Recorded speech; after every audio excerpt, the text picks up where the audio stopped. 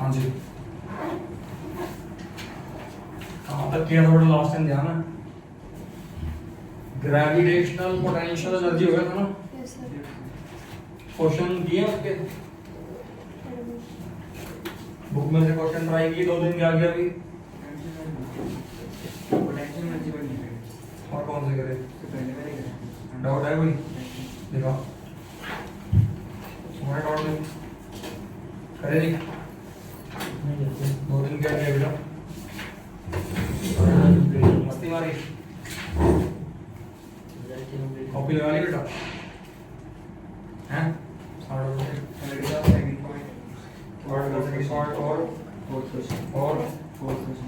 बस 2 ही डाउट है। ये कर ले, कब करेगा? टाइम क्यों नहीं मिला? 2 दिन के 2 दिन क्या कर रहा 2 दिन? है भाई अरे यार ऐसे है वो हम काम कर लेगा ना, पिटाई करना। तुम्हारा डाउट है इसको मैं नहीं है सर, उसमें है किसमें? पीडब्ल्यू मॉडल में से लायो कर लिया ना? और कर लो आज क्वेश्चन। एक बॉडी है 2 किलोग्राम की, it resting on rough horizontal surface. A force of 20 Newton is now applied to it for 10 seconds. Parallel to the surface. If coefficient of kinetic friction between the surface in contact is 0.2, calculate the burden and change in KE of the object in 10 seconds. हाँ तो कर ले बेटा, इसमें जो क्या बताऊँ? Sir second part में थोड़ा सा है, फर्स्ट तो चेंज इन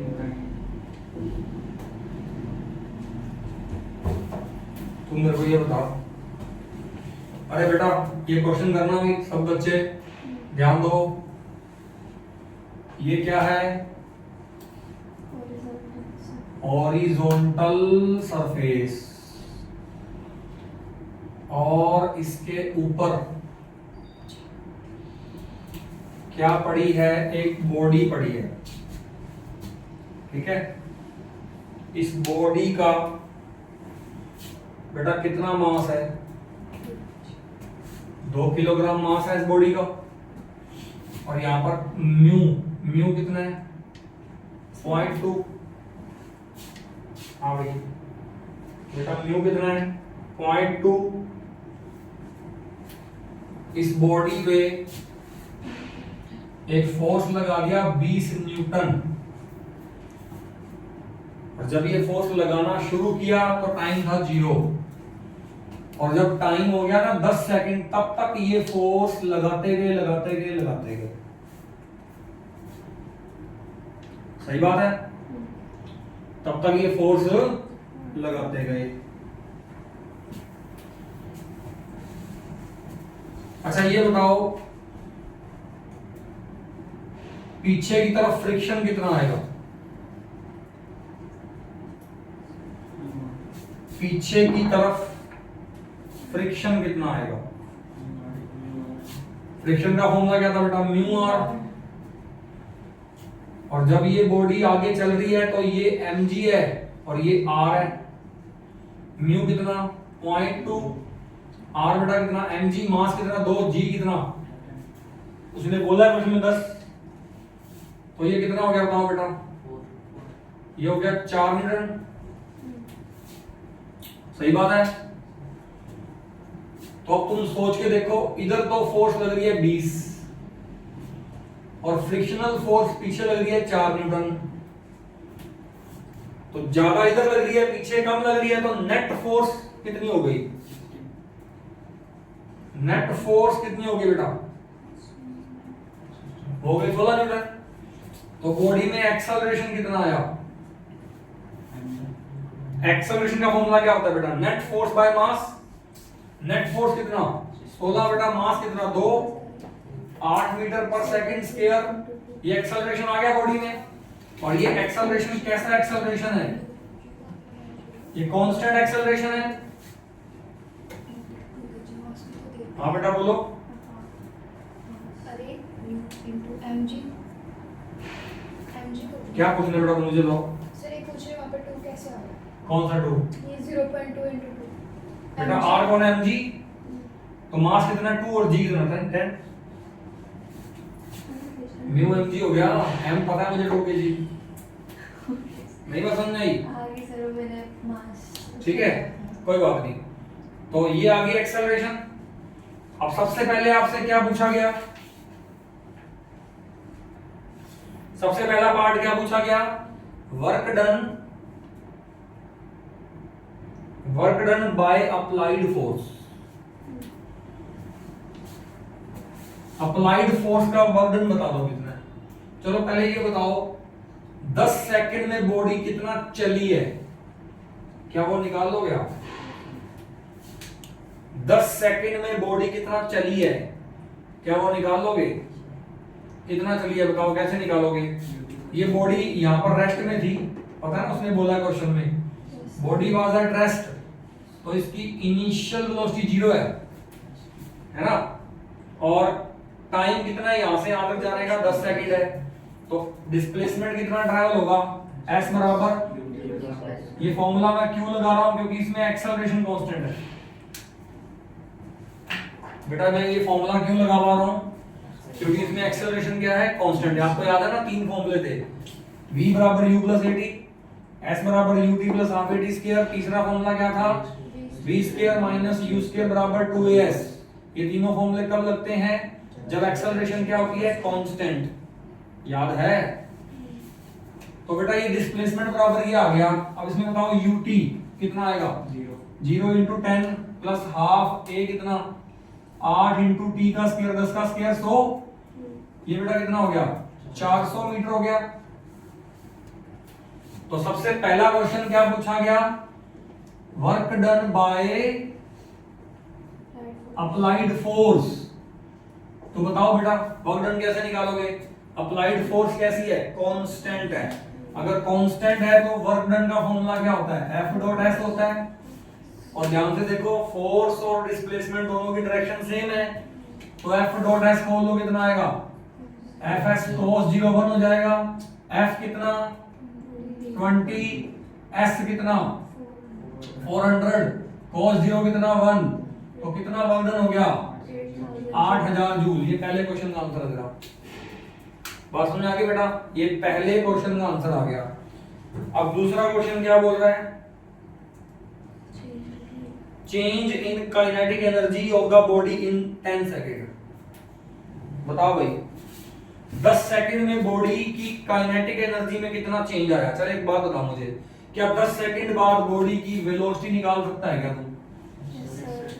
अगर तू 10 सेकंड में डिस्प्लेसमेंट निकाल सकता है तो 10 सेकंड बाद वेलोसिटी भी निकाल ले। v बराबर लगा देना u प्लस at। अरे मैं बोल तो रहा हूं ये तीनों फॉर्मूले कब लगते हैं? जब एक्सेलरेशन कांस्टेंट हो। तो बेटा वेलोसिटी निकाल ले। बताओ u कितना होता है? 0, a कितना? 8, t कितना? 10। कितना हो गया बेटा? 80 मीटर पर सेकंड वेलोसिटी आ गई बॉडी के पास। तो क्या तू 10 सेकंड के बाद इसकी के निकाल सकता है क्या? हाफ इनटू मास कितना? 2, और वेलोसिटी का स्क्वायर बेटा कितना? 80 का स्क्वायर कितना आ गया? 6400 joule.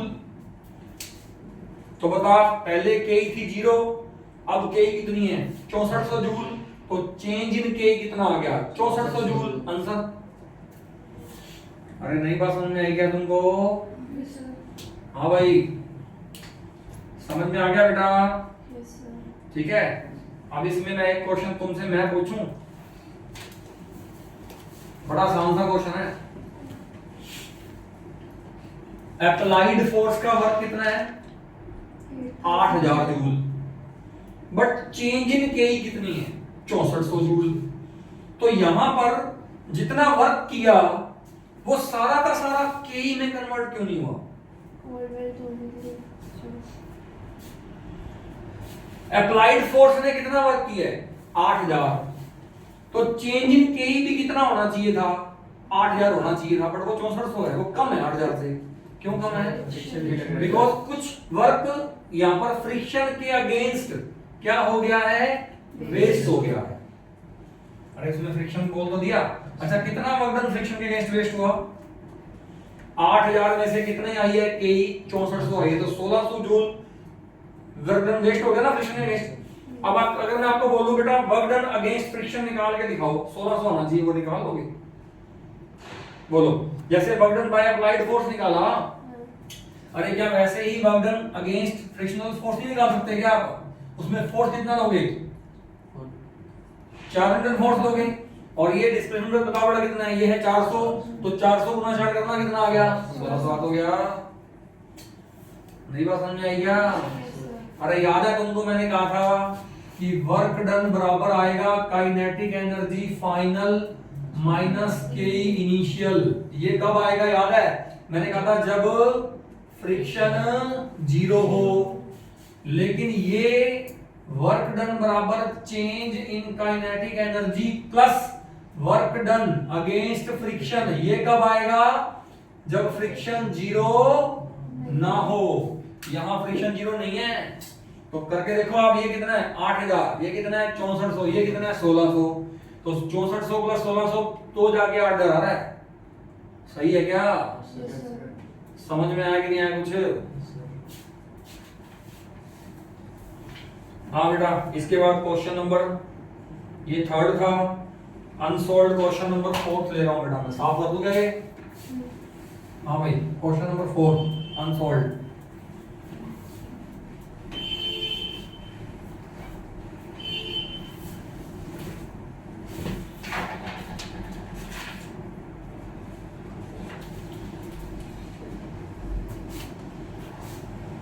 Electron proton are detected in a cosmic ray experiment.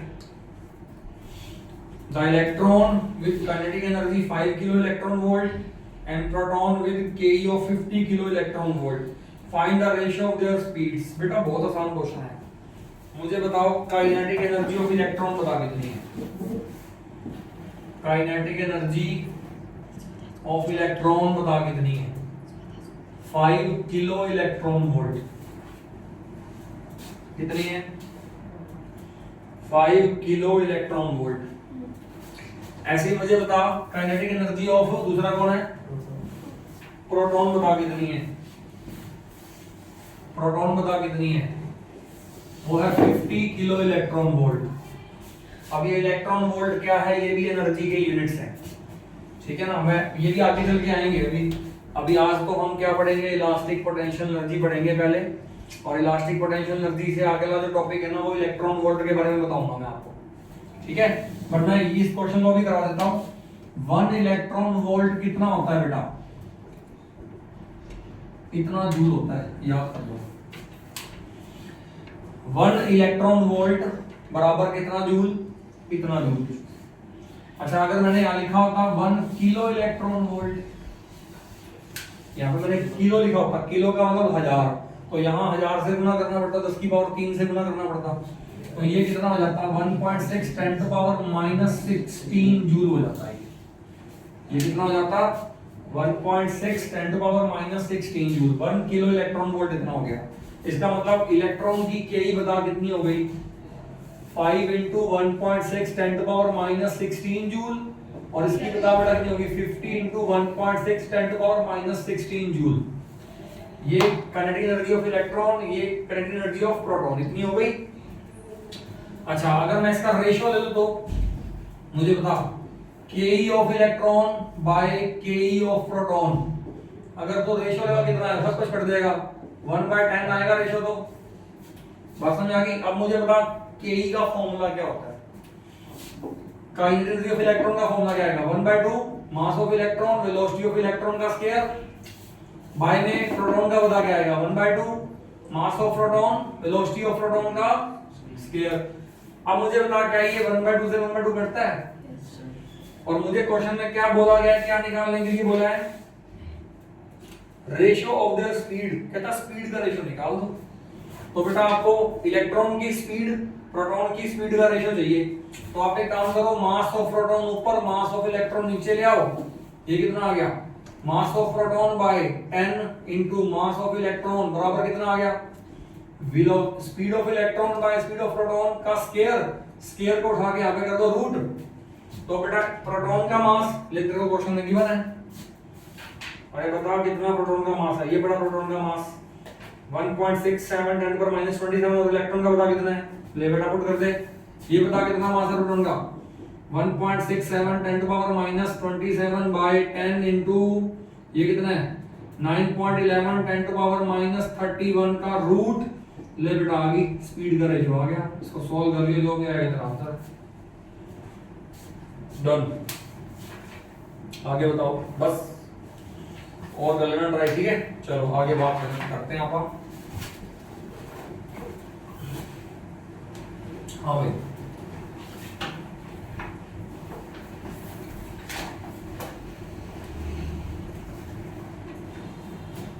अब सुनना ध्यान से, ठीक है।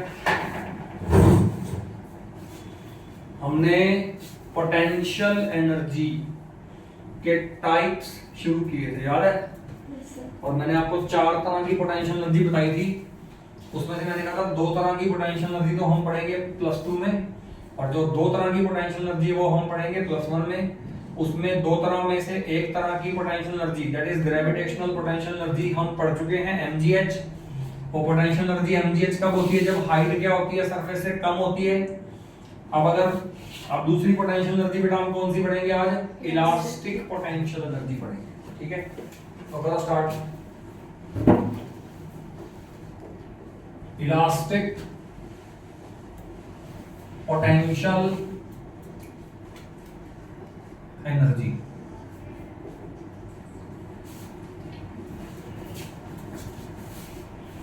देखो जो ग्रेविटेशनल पोटेंशियल एनर्जी थी तो वो भी वर्क डन, बेटा हर तरह की एनर्जी वर्क डन ही होती है, आपको पता है। जो काइनेटिक एनर्जी थी बेटा वो भी वर्क डन से आ रही थी, जो ग्रेविटेशनल पोटेंशियल एनर्जी थी बेटा वो भी वर्क डन से आ रही थी। अच्छा तुमको याद है जो ग्रेविटेशनल पोटेंशियल एनर्जी थी वो जो वर्क डन, उसमें जो वर्क डन था वो कौन सी फोर्स का वर्क डन था, ग्रेविटेशनल फोर्स का वर्क डन था। वहां पे याद करो, वहां पे मैं क्या बोलता था कि एक बॉडी को यहां से यहां लेके जाना है तो नीचे कौन सी फोर्स लग रही है, mg। अभी mg क्या है, उसका वेट, और वेट क्या होता है, ग्रेविटेशनल फोर्स होता है। मतलब मैं बॉडी को यहां से यहां लेके जा रहा हूं तो मैं वर्क कर रहा हूं कौन सी फोर्स के अगेंस्ट, ग्रेविटेशनल फोर्स के अगेंस्ट, और उसी वर्क को मैं क्या बोल रहा हूं, ग्रेविटेशनल पोटेंशियल एनर्जी बोल रहा हूं। अब सेम टू सेम बात, ये बात मैं यहां बोलूंगा, ये एनर्जी भी तो वर्क डन ही है, लेकिन ये जो एनर्जी है, ये जो वर्क डन है, ये कौन सा वर्क डन होगा, ये जो वर्क डन होगा ये कौन सी फोर्स का वर्क डन होगा, यहां फोर्स कौन सी आएगी, इलास्टिक फोर्स। और इलास्टिक फोर्स कौन सी बॉडी में आती है, वो इलास्टिक बॉडी में आती है। अब इलास्टिक बॉडी के एग्जांपल रबड़, spring.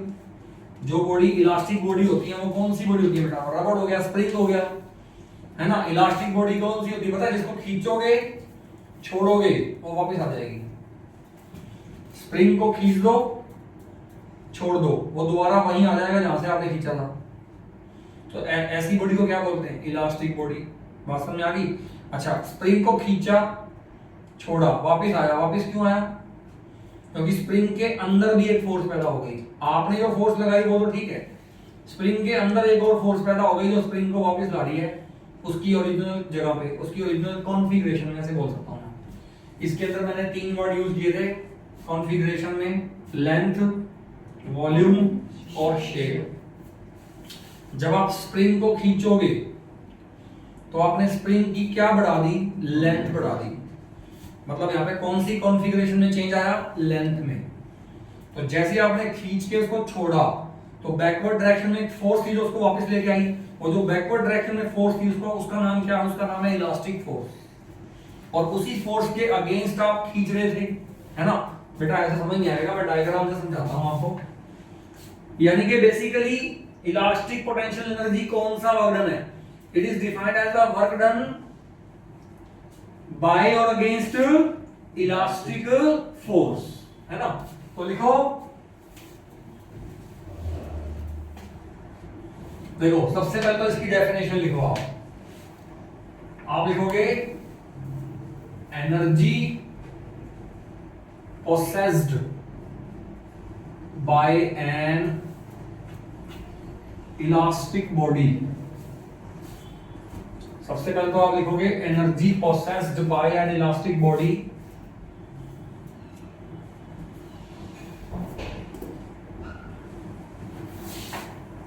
energy possessed by an elastic body due to its configuration। अब इसमें पोजीशन की बात नहीं कर रहा हूं मैं, इसमें सिर्फ और सिर्फ किसकी बात कर रहा हूं, कॉन्फ़िगरेशन की। पोजीशन की वजह से जो एनर्जी होती है वो होती है ग्रेविटेशनल पोटेंशियल एनर्जी, और कॉन्फ़िगरेशन की वजह से जो एनर्जी होती है बॉडी के पास उसको बोलते हैं इलास्टिक पोटेंशियल एनर्जी। ठीक है, और इसकी दूसरी डेफिनेशन क्या बोलोगे, बॉडी को एक पर्टिकुलर कॉन्फ़िगरेशन में लाने के लिए क्या किया गया है, वर्क डन किया गया है, और वही वर्क डन बॉडी के पास है कौन सी फॉर्म में, उसकी इलास्टिक पोटेंशियल एनर्जी की फॉर्म में। पुरानी बातें कर रहा हूं सारी। तो आप क्या बोलोगे बेटा, बताओगे, आप कहोगे elastic potential energy is defined as the work done to keep the body in a definite configuration। Body को एक डेफिनेट कॉन्फ़िगरेशन में रखने के लिए, बॉडी को एक डेफिनेट कॉन्फ़िगरेशन में रखने के लिए जो वर्क किया जाता है उस वर्क को हम क्या बोलते हैं, उस वर्क को बेटा हम क्या बोलते हैं, इलास्टिक पोटेंशियल एनर्जी बोलते हैं। ठीक है, सिंपल सी बात है ना। सर एक डाउट है, बोलो। सर इलास्टिक पोटेंशियल एनर्जी और इलास्टिक एनर्जी दोनों सेम है? इलास्टिक एनर्जी तूने कहां पढ़ी बता। सर आपने लिखा था ना वो इलास्टिक एनर्जी होती है जो लाती है बॉडी को शेप। इलास्टिक फोर्स होती है, ये कहा था मैंने कि जो बॉडी को वापस लाती है वो इलास्टिक फोर्स है, और उस फोर्स के अगेंस्ट किया गया वर्क डन वो इलास्टिक पोटेंशियल एनर्जी है। इलास्टिक एनर्जी कुछ नहीं होती बेटा, इलास्टिक पोटेंशियल एनर्जी होती है बस। बात समझ आ गई? ठीक है, अभी बात समझ आ गई, इसमें तो कोई नई बात नहीं है ना बेटा। अरे मैंने सेम टू सेम ऐसे ही मैंने केई को डिफाइन किया था, ऐसे ही मैंने ग्रेविटेशनल पोटेंशियल एनर्जी को डिफाइन किया था, और ऐसे ही मैं किसको डिफाइन कर रहा हूँ, इलास्टिक पोटेंशियल एनर्जी को डिफाइन कर रहा हूँ सेम टू सेम तरीके से। याद करो मैंने केई को कैसे डिफाइन किया था। सबसे पहले मैंने बोला था energy possessed by the body due to its motion. फिर मैंने कहा था वो बॉडी के पास मोशन कहां से आया, वर्क डन से आया, तो K is also defined as the work done to keep the body in that motion. फिर मैंने ग्रेविटेशनल पोटेंशियल एनर्जी को कैसे डिफाइन किया था, मैंने कहा था energy possessed by the body due to its position. फिर मैंने कहा था पोजीशन कहां से आई, वर्क डन से आई, तो मैंने कहा था gravitational potential energy is also defined as the work done to keep the body in that particular position. अब मैं बोल रहा हूं energy of a body due to its configuration, और बॉडी के पास वो कॉन्फ़िगरेशन कहां से आई, वर्क डन से आई, तो elastic potential energy is also defined as the work done to keep the body in that particular configuration. Same तो बोल रहा हूं, आर यू गेटिंग?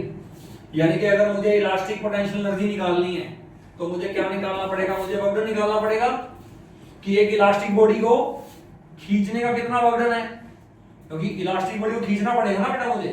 स्प्रिंग है, मान लो स्प्रिंग अपनी नेचुरल लेंथ में, ना उसको खींचा हुआ ना उसको दबाया हुआ, तो क्या उसके अंदर एनर्जी है?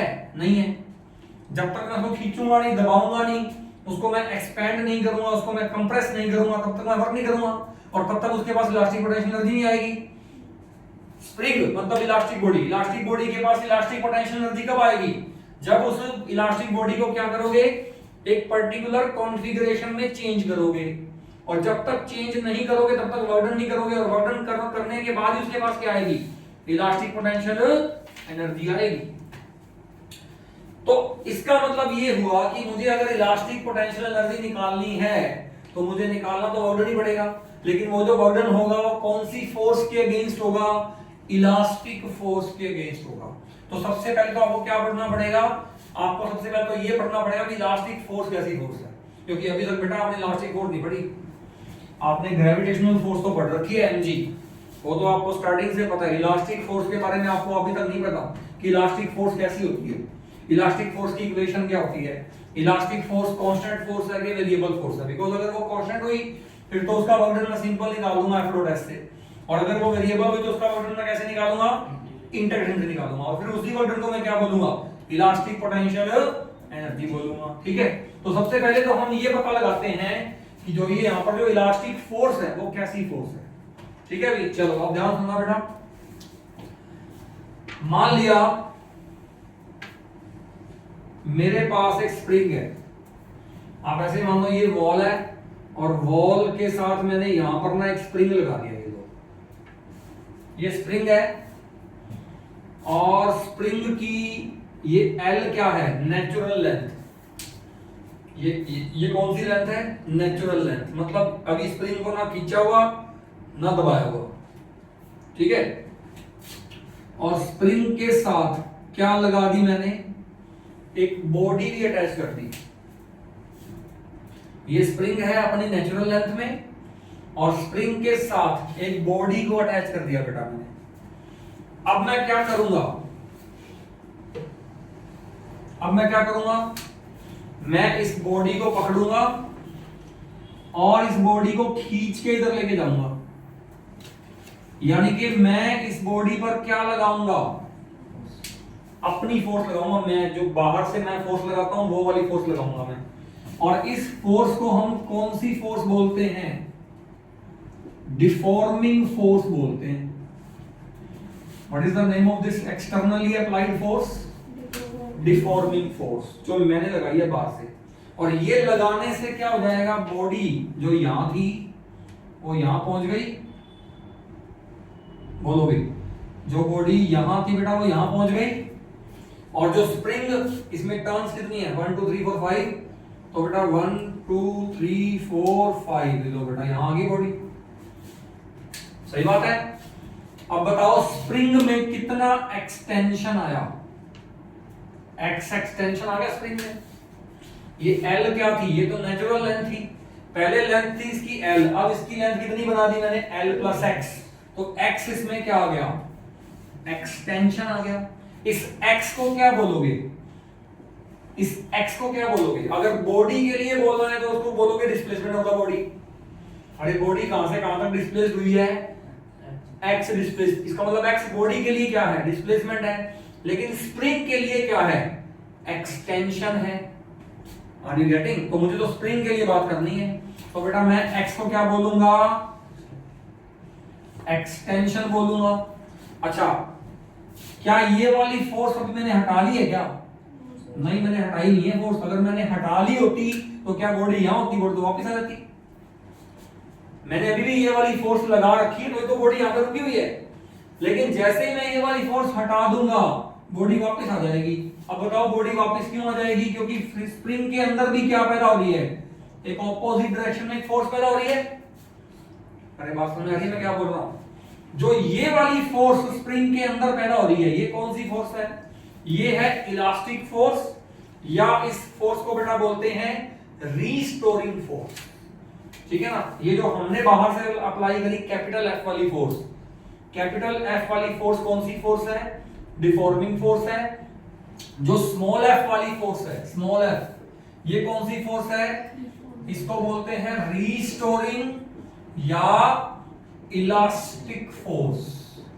इसको रीस्टोरिंग क्यों बोलते हैं, क्योंकि जैसे ही मैं डिफॉर्मिंग फोर्स हटा दूंगा ये फोर्स स्प्रिंग को वापस उसकी ओरिजिनल कॉन्फ़िगरेशन में क्या कर देगी, रीस्टोर कर देगी। ये क्या थी, स्प्रिंग की ओरिजिनल कॉन्फ़िगरेशन थी, और अभी स्प्रिंग की कॉन्फ़िगरेशन मैंने क्या कर दी है, इससे इसमें चेंज कर दी है। और स्प्रिंग की कॉन्फ़िगरेशन को चेंज करने के लिए मैंने क्या किया होगा, वर्क किया होगा, है ना। वर्क कौन सी फोर्स के अगेंस्ट हुआ है, इसके तो अगेंस्ट हुआ है और इसके बाय हुआ है। ध्यान से देखो ये दोनों फोर्स बेसिकली क्या है, एक्शन और रिएक्शन है बेटा। आपने एक्शन किया तो बैकवर्ड में क्या मिला आपको, रिएक्शन मिला। आप अगर इसको खींचने के लिए ये फोर्स नहीं लगाओगे तो क्या बैकवर्ड में रिएक्शन मिलेगा आपको, नहीं मिलता। ये तब आएगा जब आप खींचोगे, और जितना ज्यादा खींचोगे उतना ज्यादा आएगा ये पीछे की तरफ। आर यू गेटिंग और नॉट। और इस फोर्स का नाम मैं फिर से बताता हूं, इस फोर्स का नाम क्या है, रिस्टोरिंग फोर्स, या इसको क्या बोलते हैं, इलास्टिक फोर्स बोलते हैं। पहले यहां तक बताओ, यहां तक क्लियर हुआ कि नहीं हुआ? ठीक है बेटा, बात समझ आ गई। क्या मैं ऐसे बोल सकता हूं, कैपिटल F बराबर माइनस ऑफ स्मॉल f। ये बेसिकली मैंने क्या लिखा, एक्शन बराबर माइनस ऑफ रिएक्शन लिखा मैंने। ये मैंने बेसिकली बेटा क्या लिखा, एक्शन बराबर माइनस ऑफ रिएक्शन। अरे बोलो, ये मैंने क्या लिखा, एक्शन बराबर माइनस ऑफ रिएक्शन, ठीक है। और वैसे दोनों का मैग्नीट्यूड, ये नेगेटिव का साइन सिर्फ ये दिखाता है कि दोनों की डायरेक्शन आपस में अपोजिट है। मैग्नीट्यूड वाइज दोनों फोर्सेस आपस में क्या है बेटा, बराबर है, ठीक है भी।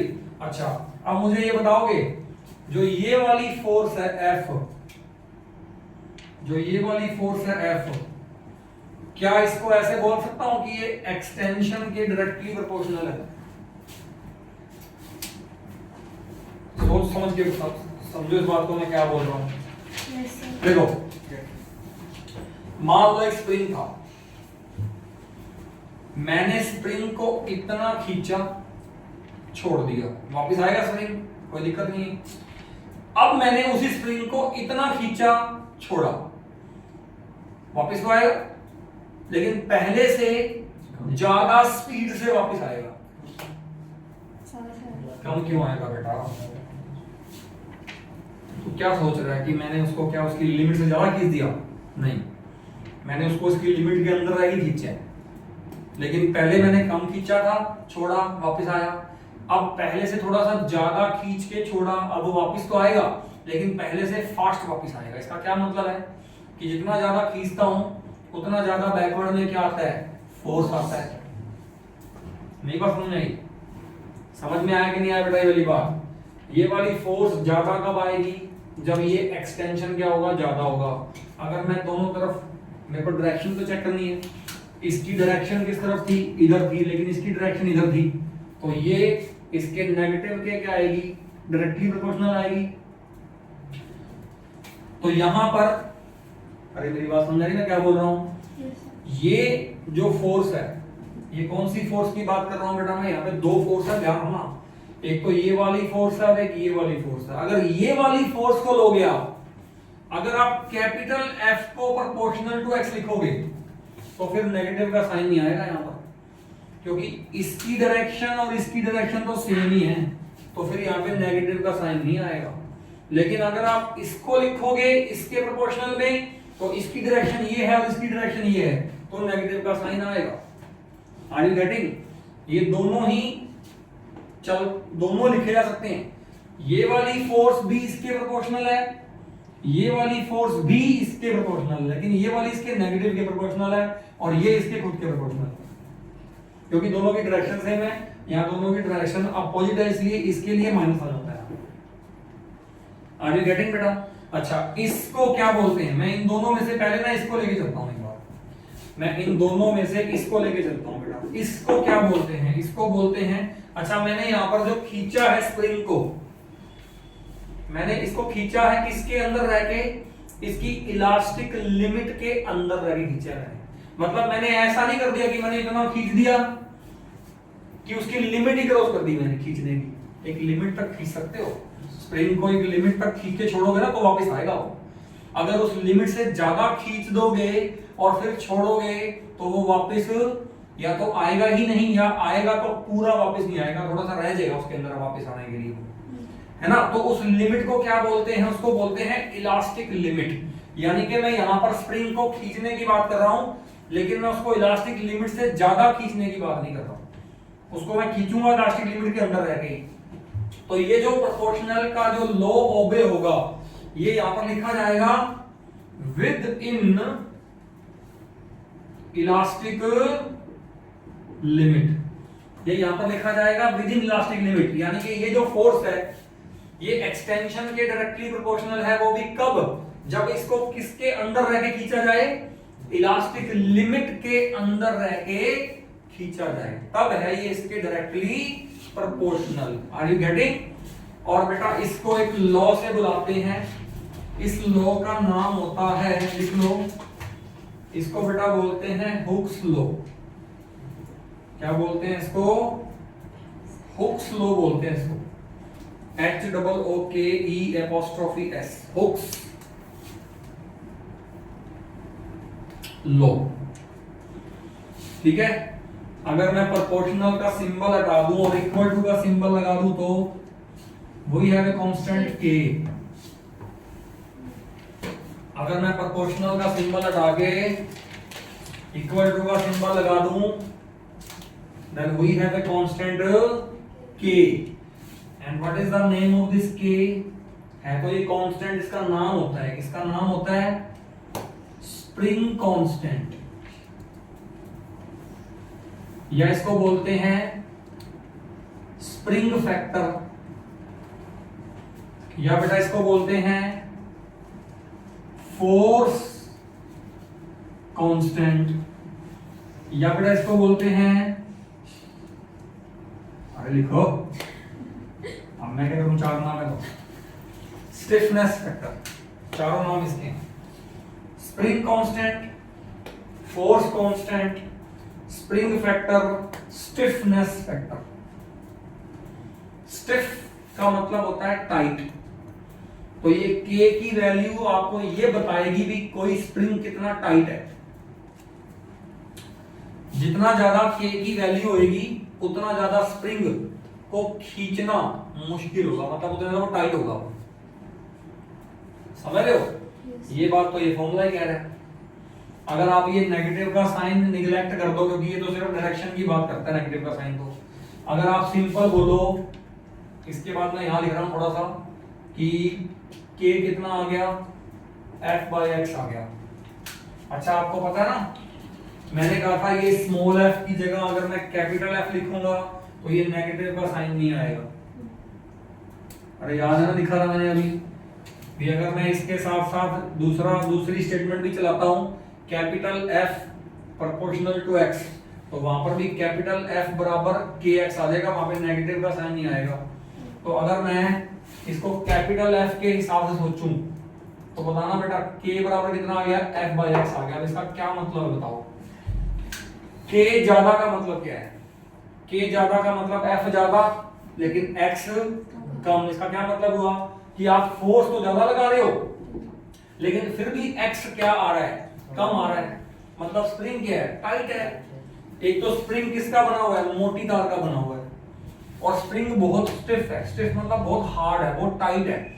उसको खींच जा रहे हो, फोर्स तो ज्यादा लगा रहे हो आप, लेकिन उसमें एक्सटेंशन फिर भी क्या आ रहा है, कम आ रहा है। तो K की वैल्यू आपको ये बताएगी कि कौन सा स्प्रिंग ज्यादा स्टिफ है। Are you getting? तो आप लिखोगे यहां पर more the value of K more difficult will be to extend the spring, that is more and more stiff will be the spring। K की वैल्यू मुझे क्या बताती है कि जितना ज्यादा K होगा उतना ज्यादा स्प्रिंग को खींचना मुश्किल होगा, मतलब उतना ज्यादा स्प्रिंग क्या होगा, स्टिफ होगा। ठीक है, यहां तक क्लियर हो गया? तो लो बेटा, मैंने आपके सामने ये कौन सी फोर्स थी, इलास्टिक फोर्स। इलास्टिक फोर्स का मैंने आपके सामने फॉर्मूला निकाल दिया आपके सामने। अब मुझे बताना जो इलास्टिक फोर्स है वो कांस्टेंट है, वेरिएबल है? ये जो इलास्टिक फोर्स का फॉर्मूला लिखा हुआ है -kx, ये फॉर्मूले से क्या समझ में आता है आपको? ये फोर्स कांस्टेंट है वेरिएबल है?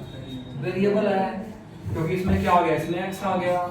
अरे जितना x चेंज करता जाऊंगा उतनी फोर्स बदलती जाएगी, और जितना x बढ़ेगा उतनी फोर्स क्या होगी, लेने आया, बढ़ती जाएगी।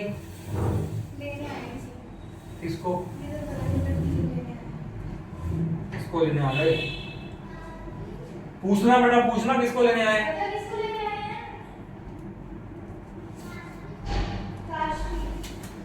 पाश। यहाँ पे नहीं है बेटा, अंदर देखो, यहाँ पे तो नहीं है कोई भी। चलो कोई बात नहीं। ये फॉर्मूला क्या कहता है कि जैसे जैसे आप x बढ़ाते जाओगे ये पीछे की तरफ फोर्स क्या होता जाएगा, बढ़ता जाएगा।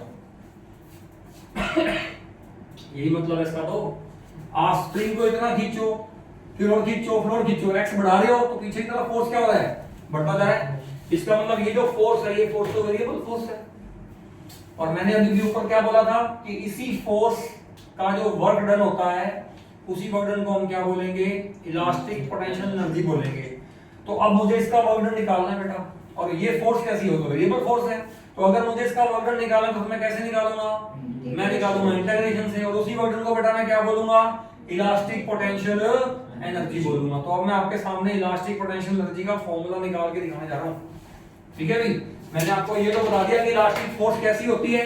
इलास्टिक फोर्स का फॉर्मूला क्या होता है, माइनस के एक्स होता है। अब मैं इस फोर्स के अगेंस्ट क्या करूंगा, वर्क डन निकालूंगा, उस वर्क डन को मैं क्या बोल दूंगा, इलास्टिक पोटेंशियल एनर्जी बोल दूंगा। ठीक है, अभी मैं ये साफ कर रहा हूं पूरा का पूरा, आप सुनना ध्यान से।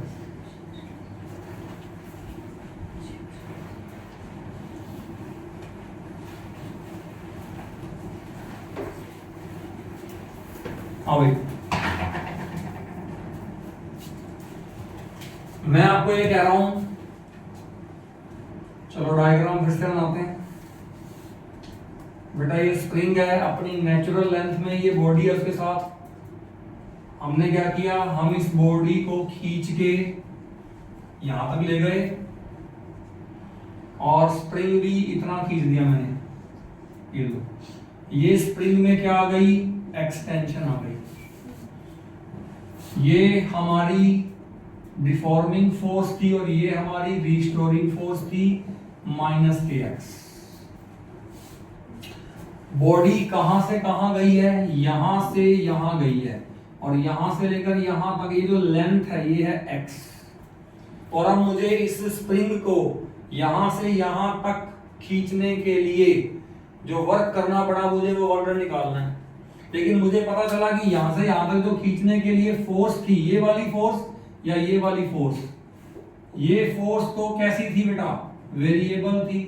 और अगर वेरिएबल फोर्स का वर्क डन मुझे निकालना हो तो मैं क्या करता हूं, मैं पूरे डिस्प्लेसमेंट को बहुत सारे small small small small element में सब डिवाइड करता हूं, और फिर उन एलिमेंट्स में से बेटा मैं कोई भी एक एलिमेंट को क्या कर लेता हूं, कंसीडर कर लेता हूं। और ये जो मैंने एक एलिमेंट कंसीडर किया है, इसकी लेंथ मैंने कितनी मान ली, dx मान ली। इसकी जो लेंथ मैंने मान ली वो कितनी मान ली, dx। तो पहले मैं क्या करूंगा, इस छोटी सी लेंथ dx के लिए छोटा सा वर्क डन निकालूंगा। बताओ बेटा छोटा सा वर्क डन कितना आएगा, वो आएगा f डॉट dx। अब मुझे बताओ, इन दोनों का डॉट प्रोडक्ट खोल रहा हूं मैं, बताओ कितना आएगा बेटा, फोर्स फर्स्ट वेक्टर मैग्नीट्यूड, ये कितना आएगा, सेकंड वेक्टर मैग्नीट्यूड, और बताओ दोनों के बीच में कितना एंगल है, इसके और इसके बीच में कितना एंगल है, ये इधर है ये इधर है, 180 डिग्री एंगल है बेटा, साफ दिख रहा है मुझे। cos 180 कितना होता है बेटा, -1, तो -f into dx। अब यहाँ पे f बताओ कितना है, ये वाला जो f है ये बताओ कितना है, ये है -kx into dx, ये आ गया dw। तो ये बेटा माइनस माइनस क्या हो गया, तो प्लस हो गया। तो dw कितना हो गया, kx into dx हो गया। अरे बोलो सही बात है क्या। अब क्या करूं मैं, दोनों तरफ इंटीग्रेशन करना पड़ेगा मुझे टोटल वर्क निकालने के लिए। तो मैं यहां dw को कर दूंगा इंटीग्रेशन, और यहां भी k कांस्टेंट है बाहर आ जाएगा, x की पावर 1 इंटू डी एक्स हो जाएगा इंटीग्रेशन, और लिमिट बताओ क्या बनाओगे, 0 से x बनाओगे लिमिट, क्योंकि पहले एक्सटेंशन 0 था बाद में x हो गया था, तो कितना आएगा बताओ, k ये कितना हो गया x स्क्वायर बाय 2, लिमिट आ जाएगी 0 से x, सॉल्व करो बेटा, k बाहर चलेगा, x square by 2 minus 0 square by 2, तो बताओ बेटा कितना वर्डन हो गया 1/2 kx स्क्वायर, और इसी वर्डन को बेटा हम क्या बोलते हैं, इलास्टिक पोटेंशियल एनर्जी बोलते हैं। बोलो, मैंने आपके सामने इलास्टिक पोटेंशियल एनर्जी का फॉर्मूला ड्राइव कर दिया, और कैसे ड्राइव किया, वर्डन से। मैंने कहा था जब भी एनर्जी का टॉपिक आएगा उसमें आप क्या निकालोगे, वर्डन निकालोगे, और जब भी आप वर्डन निकालते हो तो सबसे पहले आप क्या चेक करते हो कि फोर्स कैसी है, कांस्टेंट है कि वेरिएबल है। यहाँ पे आपने चेक कर लिया फोर्स को वेरिएबल थी, फोर्स वेरिएबल थी, तो हमने क्या किया, हमने पहले स्मॉल डिस्प्लेसमेंट के लिए स्मॉल वर्डन निकाला, उसका इंटीग्रेशन करके टोटल वर्डन निकाल दिया। तो बेटा बताना इलास्टिक पोटेंशियल एनर्जी कितनी आ गई, हाफ kx स्क्वायर आ गई। आर यू गेटिंग और नॉट, Yes, sir. सही बात है ना, चलो ठीक है, इतना तो ये तो वर्डन तो निकाल दिया आपने, है ना। अच्छा अब मुझे एक बात बताओ, इसके बाद मैं आगे अगले पार्ट में मूव कर रहा हूं, सुनो ध्यान से। हमने पढ़ा था स्मॉल f बराबर था माइनस kx और कैपिटल F बराबर था kx, है ना। अगर मैं आपको ये कहूं कि मुझे ना स्मॉल f और x में ग्राफ बना के दिखा दो, और मैं आपको ये भी कहता हूं कि मुझे कैपिटल F और X में ग्राफ बना के दिखा दो, बोलो ग्राफ बना दोगे। पहले बताओ ग्राफ कैसा आएगा, स्ट्रेट लाइन आएगा या पैराबोला आएगा या कैसा आएगा, कर्व्ड ग्राफ आएगा, बताना। कुछ समझ में आ रहा है, दोनों की 1 पावर है, अगर दोनों की 1 पावर हो, जिसके बीच में ग्राफ बनाना है, अगर दोनों की 1 पावर हो तो ग्राफ हमेशा स्ट्रेट लाइन ग्राफ होता है। अच्छा ये जो स्ट्रेट लाइन ग्राफ आएगा क्या ये ओरिजिन से पास करेगा, अगर x 0 हो जाए तो f 0 होता है क्या, No, sir. x को 0 पुट करना f कितना आएगा, 0 आएगा, होता है, नहीं बात समझ आई, अरे इसको 0 पुट करना तो ये कितना आएगा 0, इसका मतलब ये स्ट्रेट लाइन कहां से पास करेगी, ओरिजिन से।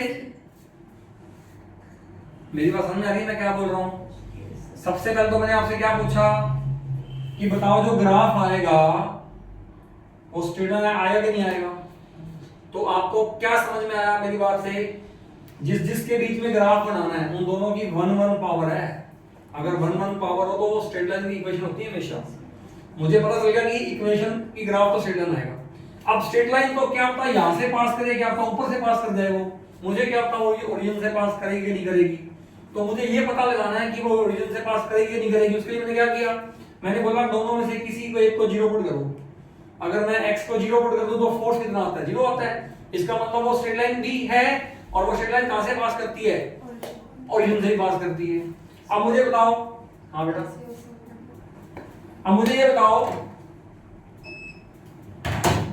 हमें ये पता चल गया कि यहां ग्राफ आएगा स्ट्रेट लाइन, वो पास भी करेगा ओरिजिन से, तो बताओ ग्राफ स्ट्रेट लाइन कौन सी आएगी, ऐसे आएगी कि ऐसे आएगी, क्योंकि लाइन तो दो ही बन सकती है बेटा, या तो ऐसे या ऐसे। अब बताओ यहां जो लाइन आएगी वो ऐसे आएगी कि ऐसे आएगी, बताओ, ऐसे आएगी, ऐसे आएगी कि ऐसे आएगी, ऐसे आएगी, ऐसे क्यों आएगी, रीजन क्या है, चल बताओ, ऐसे आएगी लाइन, कौन कहता है ऐसे आएगी, तू कहता है ऐसे आएगी, क्यों आएगी ऐसे था,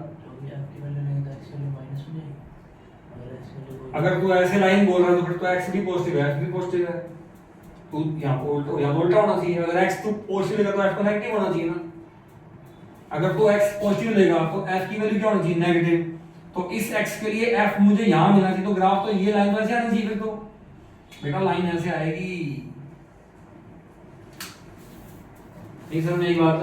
आगे सर। अरे अगर x पॉजिटिव है तो फोर्स क्या चाहिए? फोर्स क्या आएगी? नेगेटिव ही आएगी। और अगर x को नेगेटिव लोगे तो फोर्स क्या हो जाएगी? पॉजिटिव ही हो जाएगी। तो ये ग्राफ सामने आ गया। ये ग्राफ कैसे बनेगा? अब क्या ये वाला ग्राफ बना दोगे? क्या ये स्ट्रेट लाइन है? क्या ये ओरिजिन से पास करती है? लाइन कैसे आएगी? ये पॉजिटिव तो ये पॉजिटिव, ये नेगेटिव तो ये नेगेटिव, तो ग्राफ कैसे आएगा? ऐसे आएगा। इतनी बात समझ में आ गई? क्या इस ग्राफ से वर्क डन निकाल सकते हो? अभी जो आपने ये वर्क डन का प्रोसेस चलाया, इतना लंबा इंटीग्रेशन से करा, क्या यही वर्क डन क्या इस ग्राफ से निकाला जा सकता है क्या? अभी कुछ दिन पहले मैंने आपको वर्क डन का टॉपिक पढ़ाया था। Yes sir. उसमें मैंने एक कंसेप्ट बताया था। लास्ट में मैंने कहा था अगर फोर्स वर्सेस डिस्प्लेसमेंट ग्राफ हो तो उस ग्राफ का एरिया हमें क्या देता है? वर्क डन देता है। तो आप इसका एरिया निकाल दो ना। नहीं बात समझ में आई?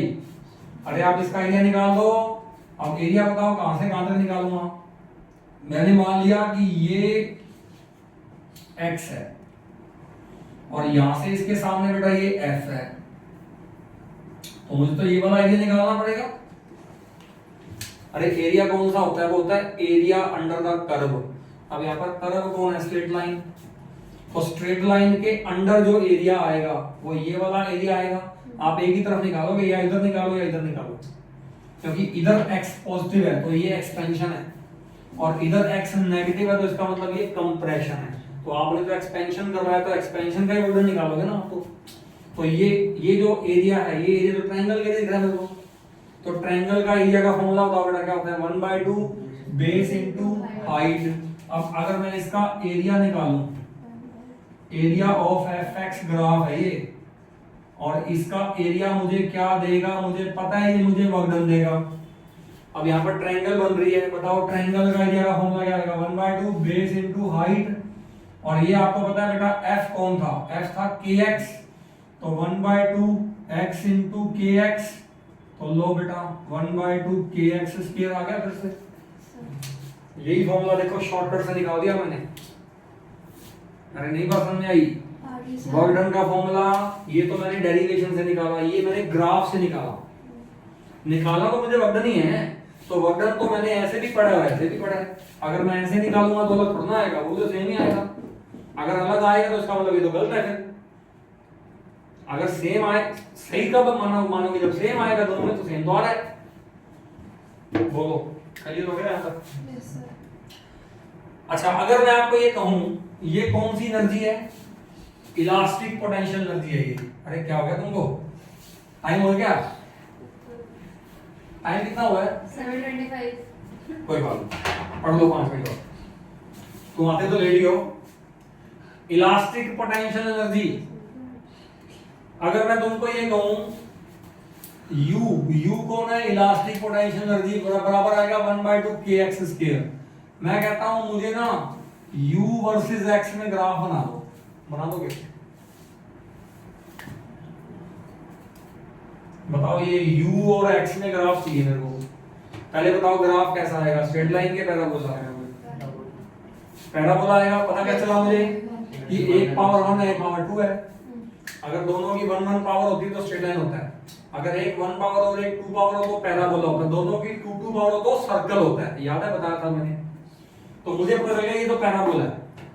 अब पैराबोला तो 4 होते हैं, 4 तरह के पैराबोला होते हैं। पता है आपको बेटा? एक ऐसे पैराबोला होता है, एक ऐसे पैराबोला होता है। 2 ये हो गए और 2 और कौन से होंगे? एक ये पैराबोला होगा या फिर ये पैराबोला होगा।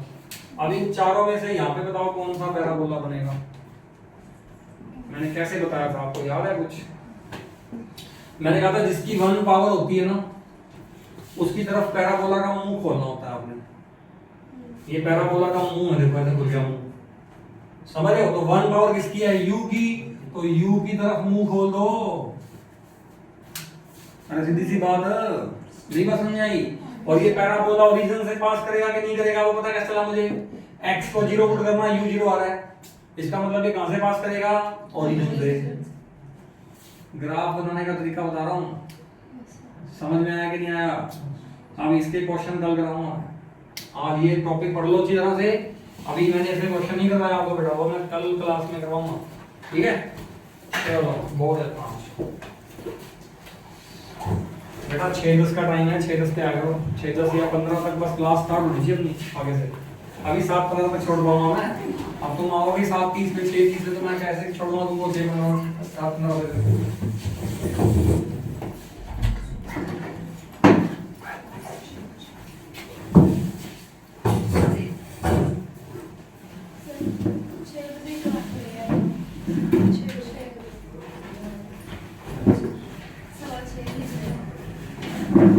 कल बात करेंगे, कल तुम टाइम पे आना।